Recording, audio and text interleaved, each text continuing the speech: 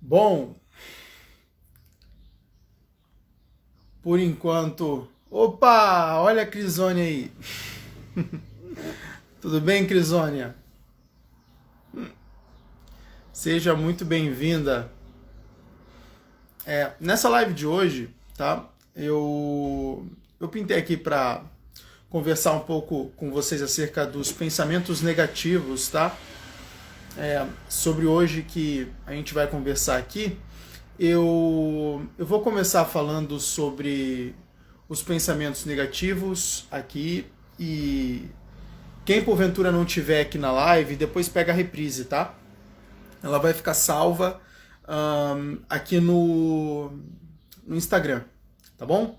Então, quem não tá aqui agora com a gente, depois assiste a gravação, tá? Lembrando, gente, que é muito importante vocês estarem também aqui no horário para que vocês possam pegar ao vivo. Eu tô louco para tirar várias dúvidas que vocês tenham, tá? Perguntas, é para fazer perguntas mesmo aqui que eu tô disposto a responder tudo. Mas bom, vamos lá. Ao longo da vida, a gente não tem como escapar dos pensamentos negativos, os abomináveis pensamentos negativos, né? A gente não tem como escapar disso. Isso é uma coisa natural e que vai nos acompanhar ao longo da vida inteira. Mas existem determinadas coisas que nós podemos fazer para que a gente possa combater esses pensamentos negativos. Lembrando que esses pensamentos negativos são os grandes responsáveis por nossos estados, né? Os estados de espíritos negativos. Então, sempre quando a gente desenvolve um estado de espírito negativo, é porque basicamente tem uma série de pensamentos negativos se encenando na nossa mente. Então, basicamente, a gente precisa trabalhar, tá? Esses pensamentos negativos para que a gente, de um certo modo, né, consiga fazer. Olha aí o Tiagão! Seja muito bem-vindo, Tiagão. Tamo junto. Então, a gente precisa, de uma certa forma, trabalhar esses pensamentos negativos para que a gente, de uma certa forma, consiga melhorar o nosso estado de espírito. E a melhora do estado de espírito, ela é de extrema importância no nosso dia a dia. Você não consegue desempenhar suas tarefas se você tem um estado de espírito ruim. Você não consegue, basicamente, fazer as coisas que você deveria fazer, né, ao longo do seu dia a dia com o estado de espírito ruim, porque simplesmente o estado de espírito ruim, ele não te fornece recursos, né? Então, para que eu, de uma certa forma, possa fazer as coisas que preciso desempenhar no meu dia a dia, eu preciso ter recursos. E os recursos vêm à medida que meus estados de espírito, ele melhora. E como basicamente eu melhoro o meu estado de espírito? Eu melhoro os meus estados de espírito trabalhando a questão dos pensamentos negativos. E começando a, de uma certa forma, criar a mente otimista. Essa questão da mente otimista, gente, ela é fundamental ao longo do dia. Ela é fundamental. A mente pessimista, ela vai sempre produzir o estado de espírito ruim, um estado de espírito limitante. A mente otimista, ela de uma certa forma favorece estado de espíritos melhores, de maior qualidade. E a gente produz a mente otimista a partir do momento que a gente começa a trabalhar essa produção negativa, criticando ela em primeira instância. Então, uma das coisas muito importantes é a gente pegar o pensamento negativo, primeiro tomar o conhecimento de que pensamento é esse e começar a trabalhar ele, levando basicamente todo esse processo por meio de uma coisa que eu chamo de condução filosófica, ou processo filosófico, aonde basicamente eu coloco esse pensamento negativo no centro e eu começo a discorrer sobre ele. Eu começo a criticar esse pensamento, eu começo a trabalhar em torno dele para que ele basicamente perca qualquer força de convicção que ele tenha, e que é exatamente o que controla os meus estados emocionais. Você está entendendo? Então, quando o pensamento ele tem uma força de convicção muito profunda, ele controla e dirige os meus estados emocionais. Quando eu creio que de fato é aquilo que eu estou pensando, quando eu tenho a sensação de que o que eu estou pensando é de fato real, eu estou fazendo com que aquele pensamento tenha total poder sobre meus estados emocionais. Então, a partir do momento que eu começo a destituir poder desse pensamento, ele começa a enfraquecer. Então, o que eu tenho que fazer é destituir poder.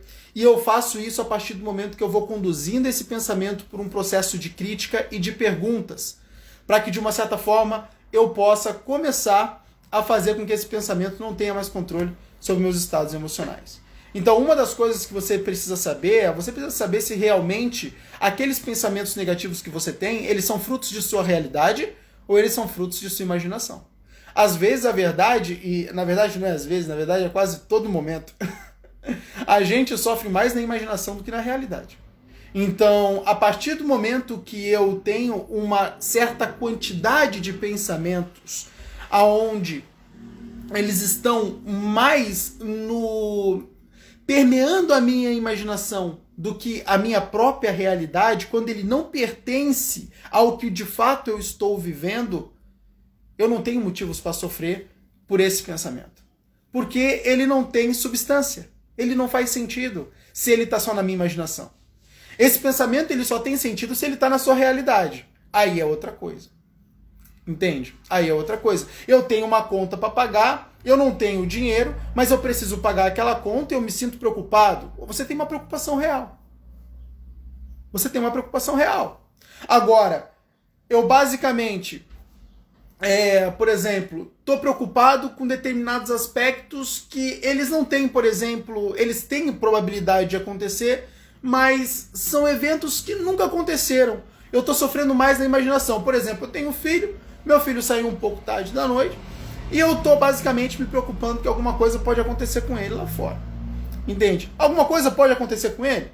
Pode acontecer com ele. Mas aconteceu? Não. Então você está antecipando um desastre que nem se passou na sua realidade. Não faz sentido, porque é um medo imaginário. Você só teria motivo para temer se esse evento realmente acontecesse.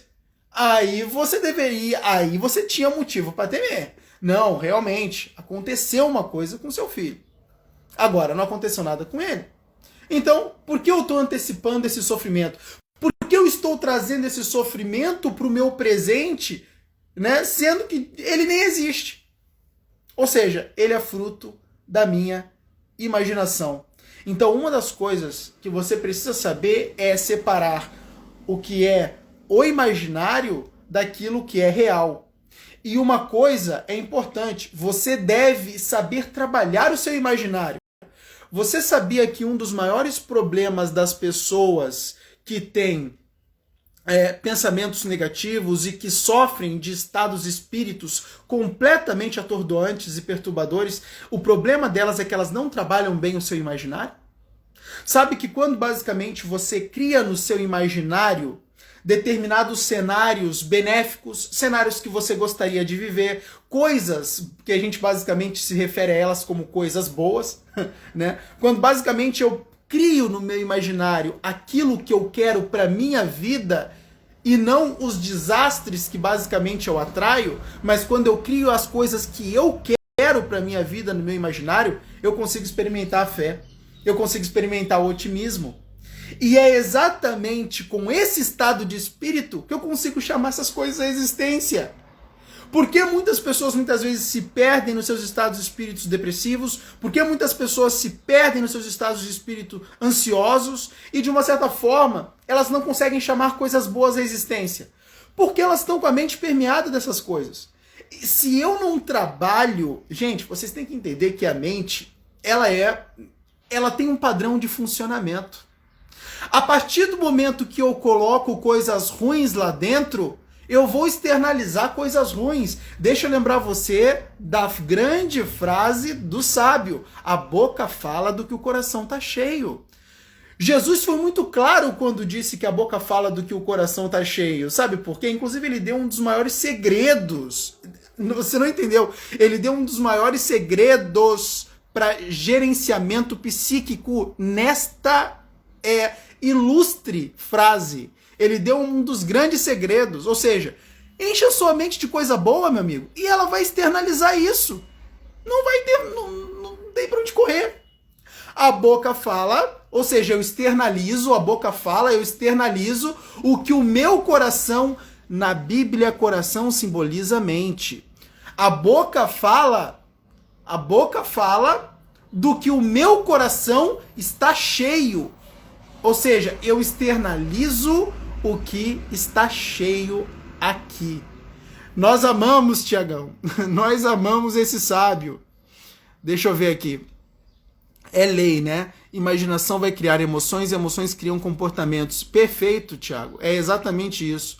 A imaginação, ela sempre vai ser um dos maiores percursores da produção de emoção. Não tem para onde correr. Não tem para onde correr. Até porque o pensamento imaginativo, né, lembrando que é a própria imaginação, a criação de imagens, ela é uma faculdade do pensamento, na verdade é um outro tipo de pensamento. Você vai ter dois tipos de pensamento: os pensamentos dialéticos e os pensamentos antidialéticos. Os pensamentos dialéticos, eles são compostos por frases. E os pensamentos são pensamentos que eles basicamente eles têm menos impacto na energia emocional. Agora, quando nós falamos dos pensamentos antidialéticos, nós estamos falando de pensar por imagens. Os pensamentos por imagens, eles têm um poder incrível diante da transformação da energia emocional. Não é à toa que quando você pinta os seus quadros desastrosos, né, na sua vida, pessoas te deixando, o seu chefe te demitindo, né, determinados quadros mentais que são horríveis mesmo, não é à toa que isso tem um impacto gigantesco, né, nos seus estados emocionais. É por isso que quando essas imagens... Nossa, eu vou fazer questão de ensinar uma coisa aqui para vocês que vai fazer um grande sentido quando essas coisas acontecerem. Na PNL, inclusive, isso foi um dos grandes trabalhos do Richard Blender. O Richard Blender é o fundador da PNL, tá? Junto com John Grinder. E o Richard Blender, grande João Victor Santana, meu amigo, eu te amo muito. Sério, eu te amo muito. Lembro de você, lembro da gente lá na escola de aprendiz, naquela sala de aula, trocando várias ideias. Lembro disso, assim, nítido. Tamo junto, meu amigo, tamo junto sempre. Então, o que acontece? Uma das grandes tarefas e uma das grandes descobertas do Richard Blender na PNL foi a questão das submodalidades. Richard Blender, estudando as pessoas que sofriam de fobias, ele constatou que essas pessoas, elas basicamente construíam imagens superdimensionadas em sua mente daquilo que basicamente elas sentiam medo.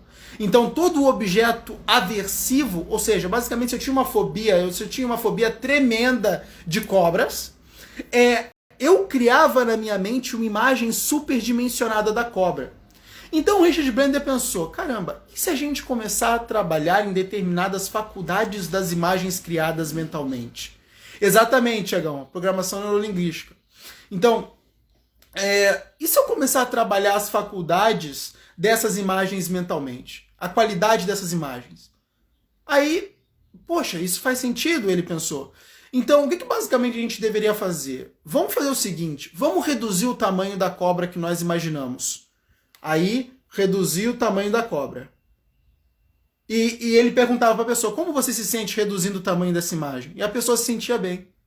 Aí ele perguntava, bom, agora vamos fazer o seguinte, vamos escurecer essa imagem, deixando ela completamente preta. Você não enxerga mais a cobra. Agora ela empreteceu.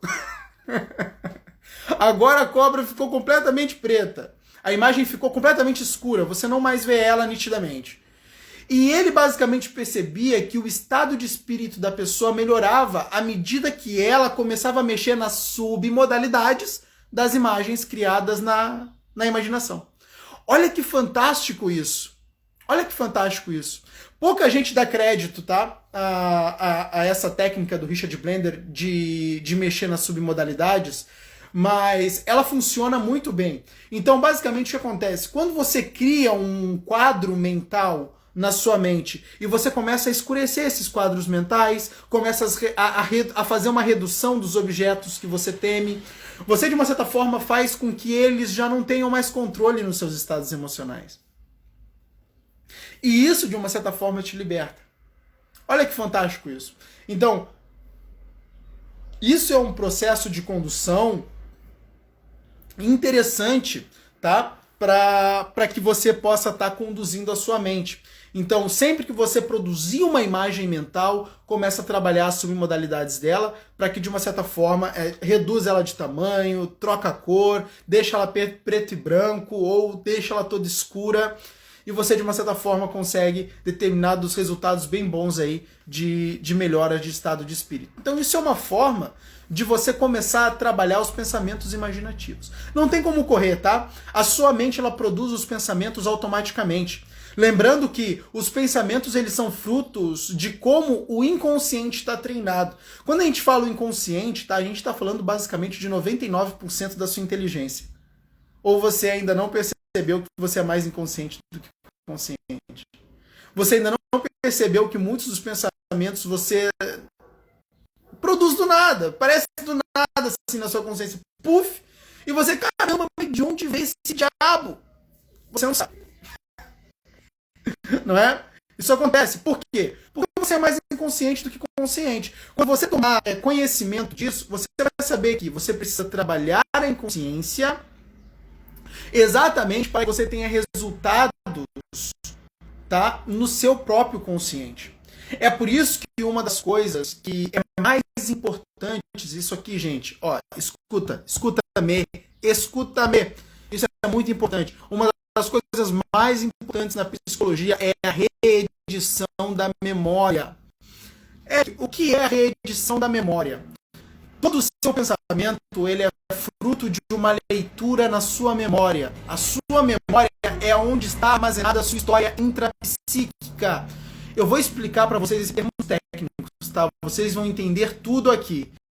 Então pode ficar tranquilo aí que vocês vão entender tudo. O que é basicamente a história intrapsíquica? A história intrapsíquica é a sua história de vida. É basicamente tudo aquilo que aconteceu ao longo da sua vida foi começando a popular a sua memória. Por quê?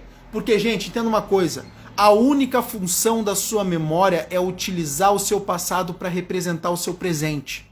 É para isso que a sua memória serve. Ela vai pegar o seu passado como um aporte intelectual de conteúdo para fazer a representação do momento presente. Então, logicamente, você está passando... Por quê? Eric, você nunca se perguntou como é que você entende as palavras? Como é que você entende as palavras e tudo que está sendo comunicado ou até mesmo o que está sendo lido? Como você entende? Sabe por quê? Porque você aprendeu as palavras no seu passado. O arquivo na memória onde estão contidos os aprendizados acerca das palavras é lido no presente para que você possa ter o conhecimento delas. Entende?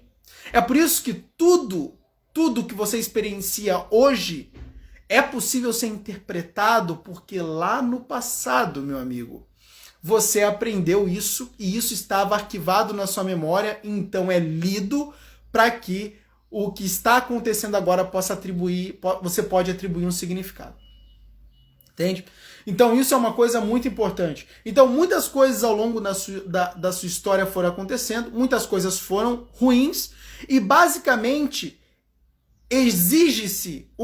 tem uma necessidade de você começar a reeditar essas janelas da memória onde estão armazenadas essas coisas ruins. E como você faz isso?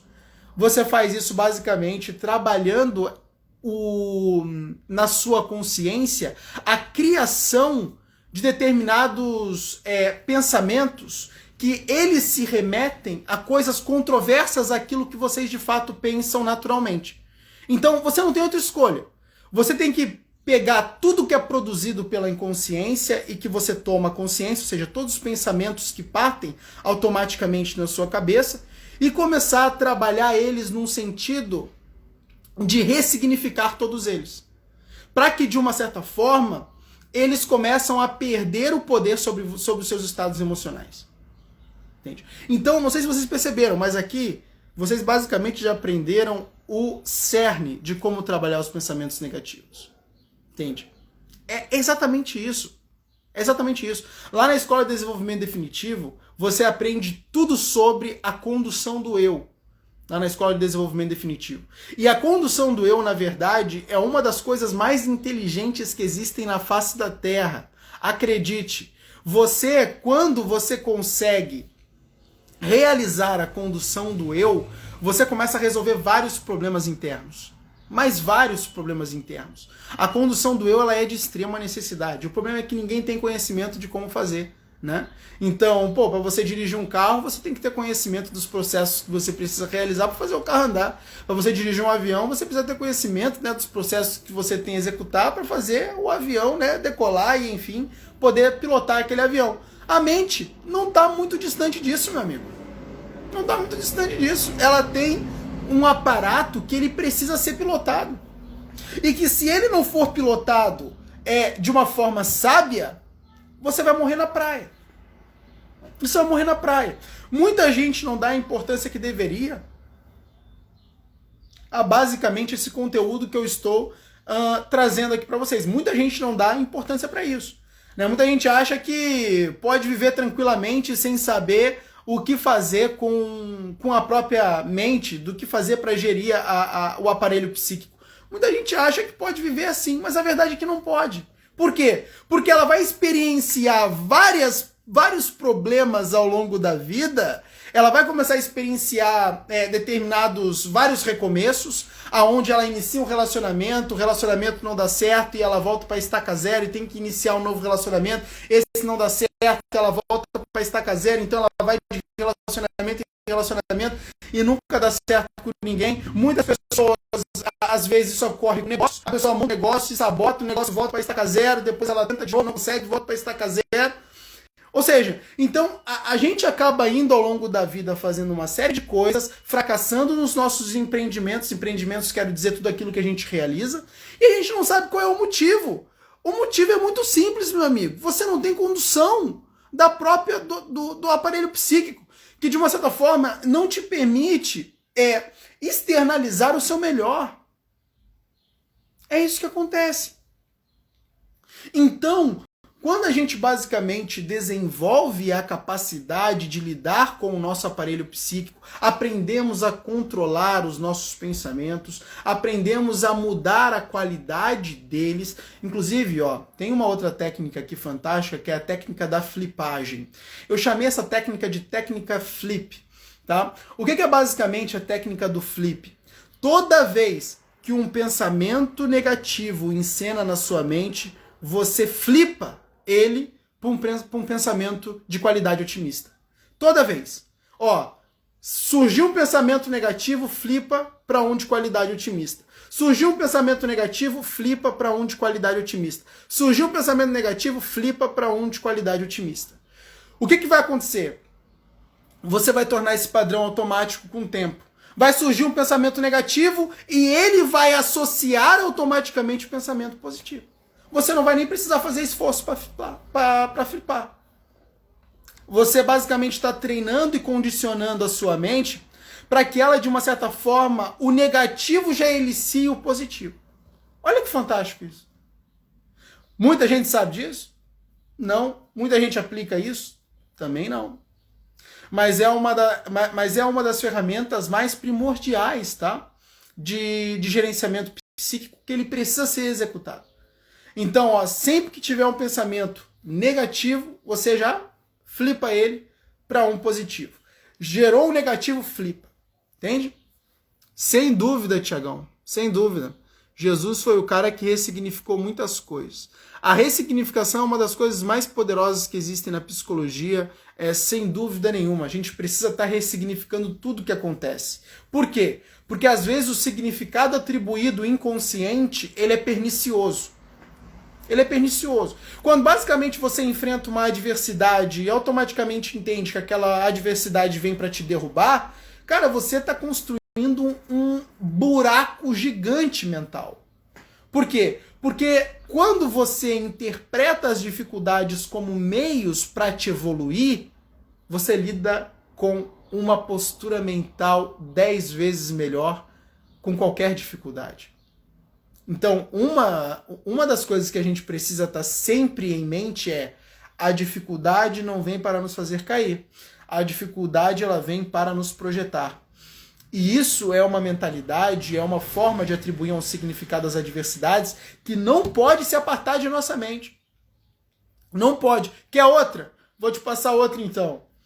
Quando basicamente as adversidades vêm, você se posiciona como vítima. Nossa, isso é horrível. Por quê? Porque a vítima é vítima. Ela não tem poder, como é que eu posso, como é que é a palavra? Agora a palavra me fugiu.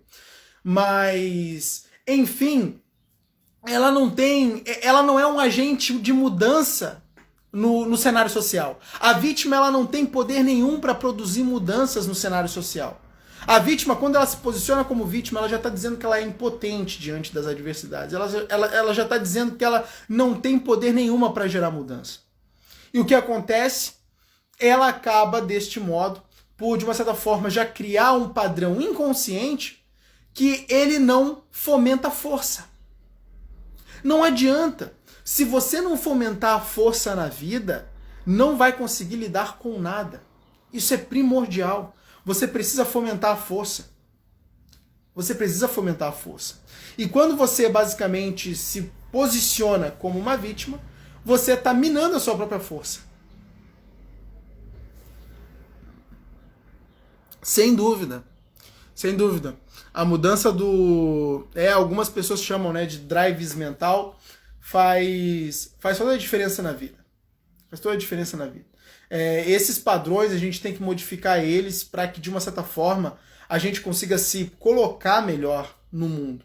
Né? Lembrando que a gente é agente de mudança onde nós estejamos. Você está dentro da sua casa, você é agente de mudança. Você tem uma realidade, você é agente de mudança em todas as áreas dessa realidade. Em tudo que acontece nessa realidade, você é influenciado e influencia. Então, quando você se coloca como vítima, você está dizendo, não, eu não posso influenciar, eu só sou influenciado. Entende? Então, isso é uma das coisas primordiais, gente. Não tem como escapar. É por isso que uma das coisas também mais importantes que eu quero compartilhar com vocês aqui é a questão da autoconsciência. Eu preciso ser autoconsciente daquilo que estou vivendo. E como assim, Eric, ser autoconsciente daquilo que estou vivendo? Ou seja, eu preciso, de uma certa forma, ter a consciência da minha consciência. Eu preciso saber quem eu estou sendo no cenário social. Se eu é que estou sendo o agente que está promovendo defeitos, o que está promovendo discórdia, o que está promovendo desequilíbrio, ou se eu sou o agente que está promovendo o equilíbrio, que está promovendo o entendimento, que está promovendo o bom relacionamento. Eu preciso entender isso. Por quê? Porque se eu sou o agente que está desequilibrando a qualidade do ambiente, se eu sou o agente que está minando a qualidade do ambiente, eu que preciso melhorar. E se eu não tenho autoconsciência disso, eu não consigo atribuir a mim a responsabilidade de melhora minha. Então não mudo. Então eu não consigo, inclusive, promover mudança naquele ambiente.